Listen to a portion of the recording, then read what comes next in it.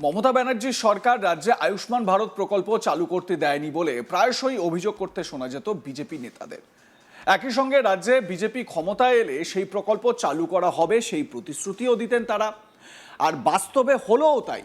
নতুন সরকার গঠনের পর সোমবার প্রথম মন্ত্রিসভার বৈঠকে এই প্রকল্প চালু করার সিদ্ধান্ত গৃহীত হলো। এদিন মুখ্যমন্ত্রী শুভেন্দু অধিকারী বলেন, প্রধানমন্ত্রী নরেন্দ্র মোদীজি বলেছিলেন প্রথম ক্যাবিনেট মিটিংয়ে আমরা আয়ুষ্মান ভারতে যুক্ত হব। আমরা আয়ুষ্মান ভারতে যুক্ত হলাম। শুনুন এর সঙ্গে আর কি বললেন মুখ্যমন্ত্রী শুভেন্দু অধিকারী। মাননীয় প্রধানমন্ত্রী নরেন্দ্র মোদীজি তিনি বলেছিলেন প্রথম ক্যাবিনেট মিটিংয়ে আমরা আয়ুষ্মান ভারতে যুক্ত হব। আমরা আয়ুষ্মান ভারতে যুক্ত হলাম এবং সংশ্লিষ্ট দপ্তর কেন্দ্রীয় স্বাস্থ্য দপ্তরের সঙ্গে প্রয়োজনীয় যে এগ্রিমেন্ট অন্যান্য যে বিষয়গুলি রয়েছে সেটা স্বাস্থ্য সচিব, মুখ্যমন্ত্রীর দপ্তরের উপদেষ্টা এবং মুখ্য সচিব মিলিতভাবে অতি দ্রুত সম্পন্ন করবেন। অর্থাৎ আজ থেকে মাননীয় প্রধানমন্ত্রীর ঘোষিত পশ্চিমবাংলার মানুষের প্রতি যে কমিটমেন্ট আজকে ভারতীয় জনতা পার্টির ক্যাবিনেট সেটা সম্পূর্ণ করল। এর সাথে সাথে প্রধানমন্ত্রী জন আরোগ্য যোজনা, প্রধানমন্ত্রী ফসল বীমা যোজনা ক্রপ ইন্স্যুরেন্স, প্রধানমন্ত্রী স্কুলস ফর রাইজিং ইন্ডিয়া পিএম-শ্রী, প্রধানমন্ত্রী বিশ্বকর্মা, বেটি বাঁচাও বেটি পড়াও, প্রধানমন্ত্রী উজালা যোজনা 3.0 এবং অন্যান্য কেন্দ্রীয় স্কিম বা সেন্ট্রাল গভর্নমেন্ট স্পন্সর্ড স্কিম আমরা যুক্ত হওয়ার সিদ্ধান্ত নিলাম। বিশ্বকর্মা যোজনায় আমাদের যারা বিশ্বকর্মা আছেন, হাতের কাজ করেন, আমাদের কামার কুমোর থেকে কুম্ভকার, স্বর্ণকার থেকে মালাকার থেকে তাঁতি থেকে নাপিত থেকে সবাই যারা 8,65,000 আবেদন করে রেখেছিলেন, আগের সরকার যাদের আবেদন জেলা শাসকদেরকে দিয়ে কেন্দ্রের এমএসএমই দপ্তরে পাঠাতে দেননি, আমরা দ্রুত ওই 8,65,000 পিটিশনকে পাঠানোর ব্যবস্থা নিলাম। প্রসঙ্গত, দেশের সাধারণ মানুষের চিকিৎসার খরচ কমাতে এবং দরিদ্র পরিবারগুলিকে স্বাস্থ্য পরিষেবার আওতায় আনতে কেন্দ্রীয় সরকার চালু করেছে আয়ুষ্মান ভারত প্রকল্প। এই প্রকল্পকে বিশ্বের অন্যতম বৃহৎ সরকারি স্বাস্থ্য বীমা প্রকল্প বলেও মনে করা হয়। লক্ষ লক্ষ মানুষ ইতিমধ্যেই এই প্রকল্পের সুবিধা পাচ্ছেন। কিন্তু এখনও অনেকের মনেই প্রশ্ন, আসলে আয়ুষ্মান ভারত প্রকল্পে কি সুবিধা পাওয়া যায়, কারা এই সুবিধা পাবেন, কিভাবে ব্যবহার করা যায় এই আয়ুষ্মান ভারত কার্ড।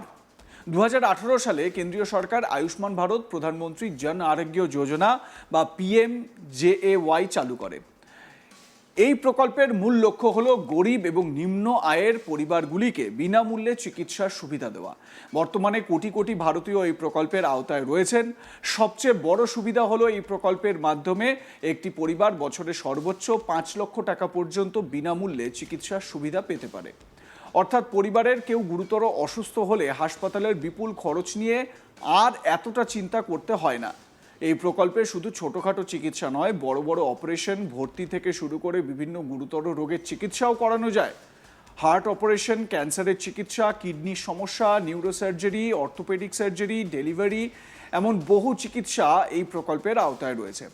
সবচেয়ে গুরুত্বপূর্ণ বিষয় হলো এই চিকিৎসা সম্পূর্ণ ক্যাশলেস, অর্থাৎ হাসপাতালে ভর্তি হওয়ার সময় রোগী বা পরিবারের কাউকে আলাদা করে টাকা জমা দিতে হয় না। আয়ুষ্মান কার্ড দেখালেই নির্দিষ্ট হাসপাতাল থেকে চিকিৎসা পাওয়া যায়। সরকারি হাসপাতালের পাশাপাশি বহু বেসরকারি হাসপাতালেও এই প্রকল্পের সঙ্গে যুক্ত বহু বেসরকারি হসপিটাল।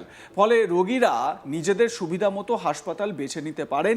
দেশের বিভিন্ন রাজ্যে হাজার হাজার হাসপাতাল আয়ুষ্মান ভারতের আওতায় তালিকাভুক্ত রয়েছে।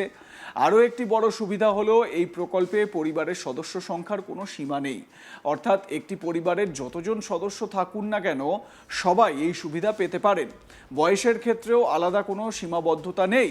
ছোট শিশু থেকে বৃদ্ধ সবাই এই প্রকল্পের আওতায় আসতে পারেন। এবার প্রশ্ন হলো, কারা এই সুবিধা পাবেন। মূলত আর্থিকভাবে দুর্বল পরিবারগুলিকে এই প্রকল্পের আওতায় রাখা হয়েছে। গ্রামের ক্ষেত্রে কাঁচা বাড়ি, দিনমজুর পরিবার, ভূমিহীন পরিবার, আদিবাসী পরিবার, গৃহহীন মানুষ, এমন বিভিন্ন শ্রেণীর মানুষ এই সুবিধা পান।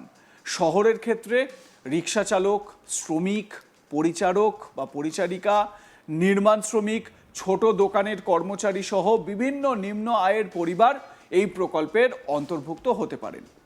সাধারণত সোশিও ইকোনমিক কাস্ট সেন্সাস বা সিইসিসির তথ্যের ভিত্তিতে উপভোক্তাদের তালিকা তৈরি করা হয়েছে। তবে এখন অনেক রাজ্যে নতুন করে নাম যুক্ত করার ব্যবস্থা রয়েছে। এই প্রকল্পে নাম আছে কিনা তা খুব সহজেই জানা যায়। সরকারি ওয়েবসাইটে গিয়ে মোবাইল নাম্বার দিয়ে চেক করা যায়। এছাড়া নিকটবর্তী কমন সার্ভিস সেন্টার বা সিএসসিতেও খোঁজ নেওয়া যায়। যদি কারো নাম তালিকায় থাকে তাহলে তিনি আয়ুষ্মান কার্ড তৈরি করতে পারেন। বর্তমানে অনেক জায়গাতেই অনলাইনে বা ক্যাম্পের মাধ্যমে এই কার্ড তৈরি করা হচ্ছে। Aadhaar card, ration card, mobile number থাকলেই সাধারণত আবেদন করা যায়। আয়ুষ্মান কার্ড হয়ে গেলে দেশের যে কোনো তালিকাভুক্ত হাসপাতালে গিয়ে চিকিৎসা করানো সম্ভব। ধরুন কেউ পশ্চিমবঙ্গের বাসিন্দা কিন্তু চিকিৎসার জন্য দিল্লি বা মুম্বাই গিয়েছেন, সেখানেও এই কার্ড ব্যবহার করা যাবে।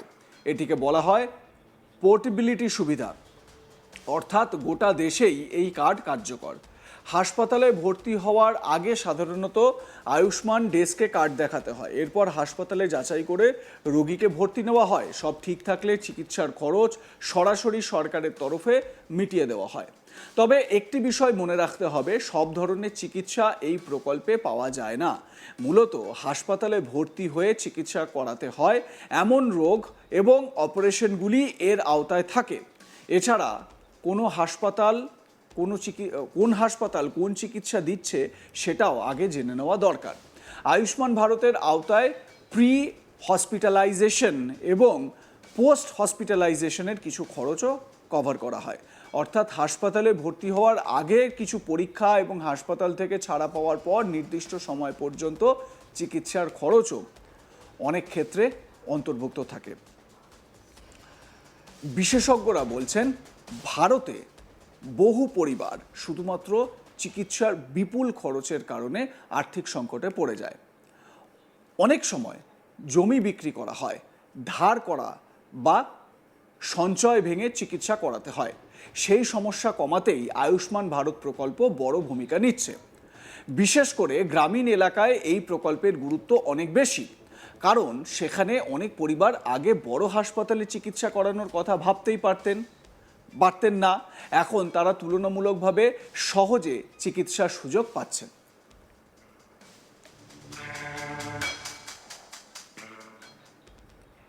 লাইক, কমেন্ট, শেয়ার করে আপনাদের মতামত জানান। দেখতে থাকুন আজ তাক বাংলা। সাবস্ক্রাইব করুন আপনাদের প্রিয় চ্যানেল আজ তাক বাংলাকে।